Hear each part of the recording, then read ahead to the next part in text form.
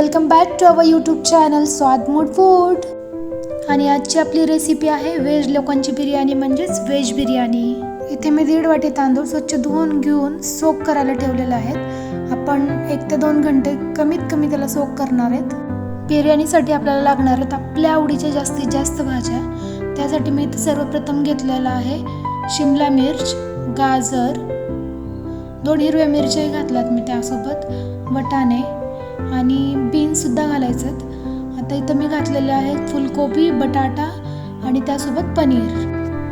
आता आपल्या मसालेदार बिर्याणीसाठी काही मसाले. त्यासाठी सगळ्यात आधी बिर्याणी मसाला तुम्ही तुमच्या आवडीनुसार कोणत्याही ब्रँडचा ॲड करू शकता. लाल तिखट तुमच्या चवीनुसार घाला. त्याबरोबर धने पावडर घातले मी यामध्ये. आता यामध्ये जात आहे थोडीशी हळदी आणि चवीनुसार मीठ. मी याच मसाल्यामध्ये थोडंसं तूप ॲड करणार आहे आणि दही सुद्धा. आता घालते मी चिरलेला पुदिना आणि कोथिंबीर. सगळे मसाले व्यवस्थित मिक्स करून आपण मॅरिनेट करण्यासाठी ठेवणार आहे काही वेळासाठी. तोपर्यंत आपण दुसरीकडं भात शिजवून घेणार आहेत. त्यासाठी आता एका दुसऱ्या भांड्यामध्ये मी काही मसाले तेलामध्ये परतून घेतले, खडे मसाले.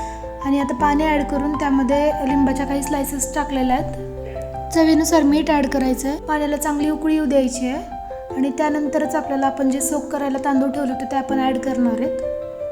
व्यवस्थित मिक्स करून आपल्याला झाकण लावून ठेवायचं आहे. इथे मी तुपामध्ये कांदा परतते. कांदा चांगला गोल्डन रेड कलर येईपर्यंत परतून घ्यायचा आणि आता मी हा बाजूला काढून घेणार आहे आणि थोडासा कांदा खालीच ठेवणार आहे. त्याच भांड्यामध्ये मी आता टोमॅटो ॲड केला आहे. टोमॅटो चांगलं परतून घ्यायचा आणि त्यामध्ये आपण जे सगळे मॅरिनेट करायला मसाले ठेवले होते ते ॲड करून घ्यायचा आहे पूर्ण मसाला. आणि थोडासा जे आपण बटाटा वगैरे टाकला आहे तो मस्त शिजू द्यायचा आहे झाकण लावून. हे बघा मस्त शिजलेला आहे. हा मसाला आता मी बाजूला काढून घेते आणि थोडासा मसाला आणि थोडीशी जी ग्रेव्ही आहे ती मी खाली तसंच ठेवणार आहे, कारण आता आपल्याला करायची लेअरिंग.